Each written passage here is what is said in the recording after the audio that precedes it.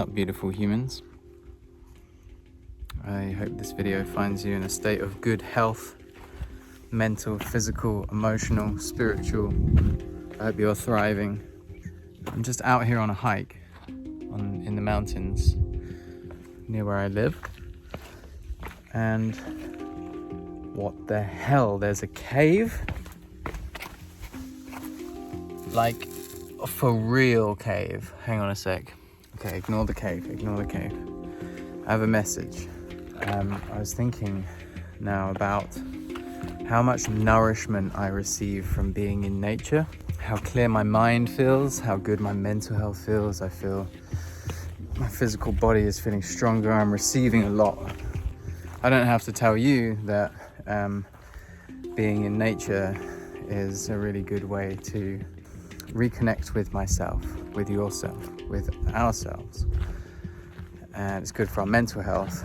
And then I was thinking, but how do we get the most out of it? How do we get the most out of being in nature? And so I've got some tips and tricks, I suppose, in case you're interested. Before you even left the house, maybe you're feeling stressed, maybe you're feeling like, I just would love to have some time in nature. In that moment, when you realize that, actually, my body, my mind, I'm being called to spend time in nature right now. I feel out of alignment, maybe life's just happening and I could do with a bit of a time out and go and receive some nourishment, some peace and quiet from Mother Earth. In that moment, it's really good to set the intention of why you want to go and spend time in nature. I, in this moment, recognize that my body and my mind, maybe my soul, is calling me back into nature because I feel out of alignment. So the process of, or the act of choosing to go and be in nature is therefore to be realigned, to come back into alignment, back into resonance with myself, with the planet, into a state of peace and harmony, which is our natural state of being. And quite often we find that life can be quite challenging and it will pull us out of our natural state of being into a state of fear, anxiety, stress, basically. So recognizing, okay, I'm being called to go back into nature, and I recognize this calling because I'm feeling out of alignment. And this reconnection time, now, it's not like, I'm just going to go for a walk because I feel like it, although that works perfectly. If that works for you, that works for you. I find that I get more from my walk if I'm setting the intention of reconnecting with myself. And then the walk becomes different. Maybe I'm also setting the intention to take my camera with me and to find bits of nature that I would love to capture and photograph and share.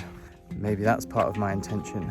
Maybe my intention is to actually disconnect from my phone, from technology. So I might leave things behind or turn my phone off whilst I'm going for this walk.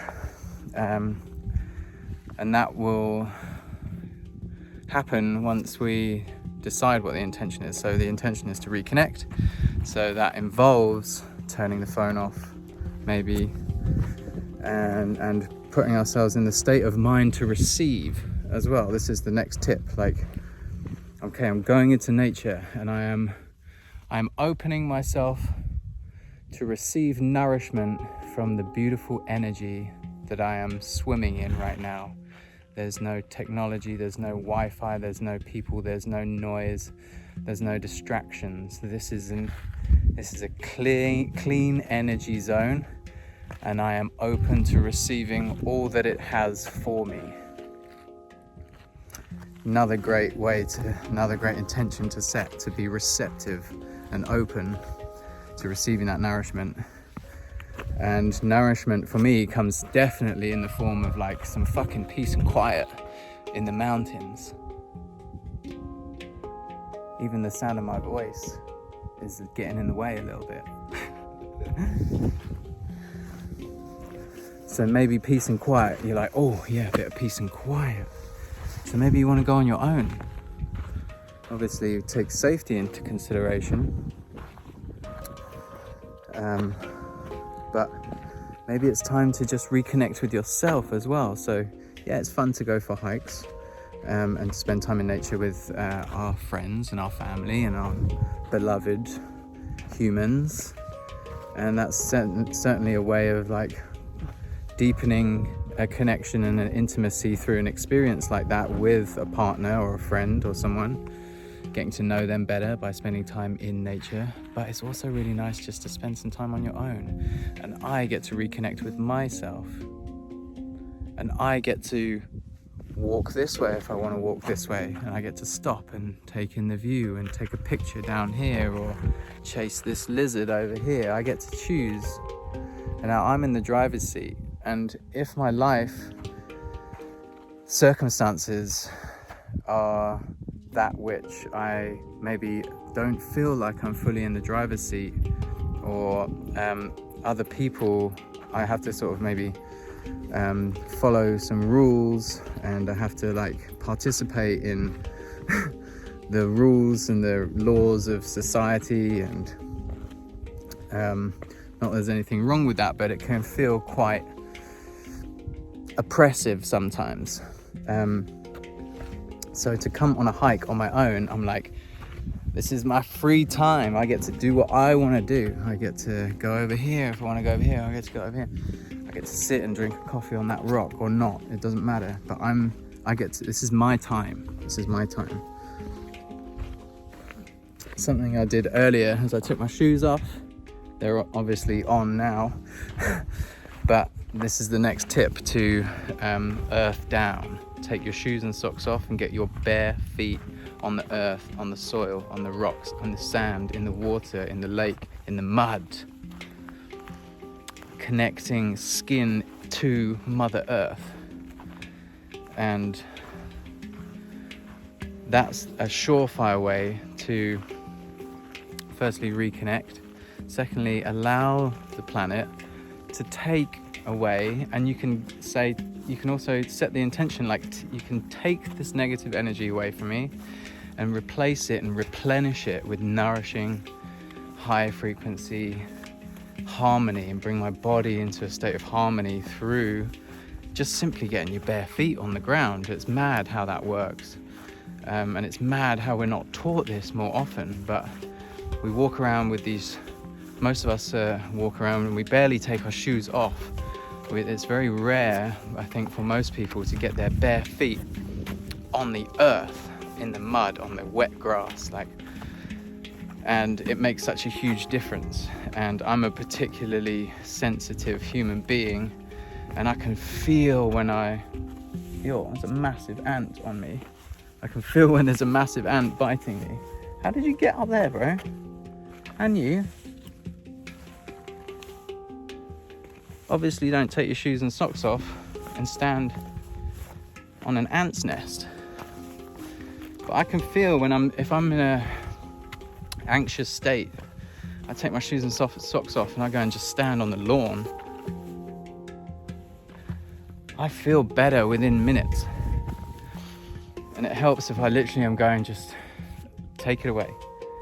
Take away the stress and replace it with something else. So that's another good way to make the most of your time in nature. I can also highly recommend, even if you don't have a meditation practice, firstly, look into that. Game changer. Here I am, I'm next to the cave again. Look, I'm going to walk past it. That's a proper cave. I'm going to explore that and put it on the vlog, but this is not a vlog. This is top tips of how to get the most out of being in nature. What was I saying?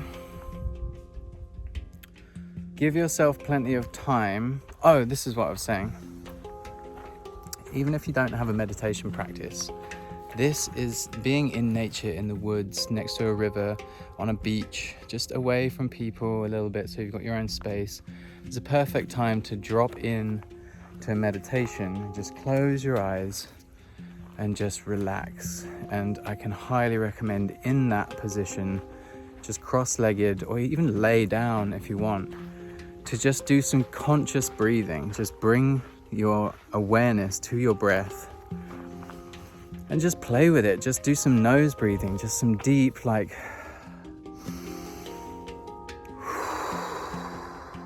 just in through the nose, and just sighing out through the mouth. And the sighing is like a release of energy. You can shift energy through sighing. And just let the earth take it from you. Let yourself be held by Mother Earth. Just be like, okay, I feel like a child of the planet coming back to be held by my mother. And that's really nourishing. A lot of this is about intention. And yeah, you can get a lot from just going for a hike. But if you really want to get the most out of nature, well, you tell me, you give me your tips too. I want to hear from you. What are your top tips of getting the most from being in nature? I'm still learning. I'm just giving you some of the stuff that I work with, that I find to be effective for me. But I'm no expert. I just find it works for me. But I'm super keen to hear what you think. I think the other nice thing about dropping into a meditation and coming into quiet, coming into stillness, is that in that stillness,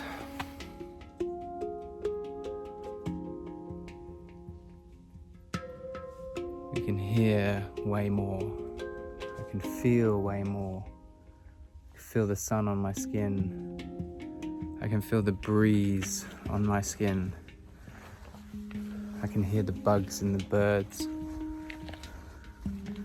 And I'm just noticing more. I'm increasing how much I'm aware of.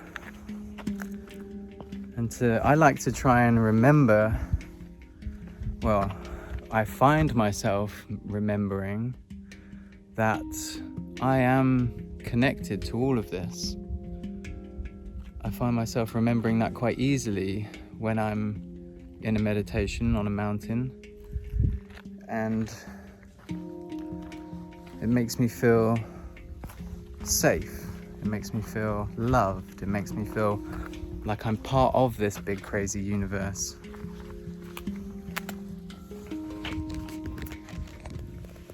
Take water with you. So if you find you're absolutely loving it and you don't want to go home, you can stay for a little bit longer. You've given yourself the option of staying out longer. Bring a warm jacket.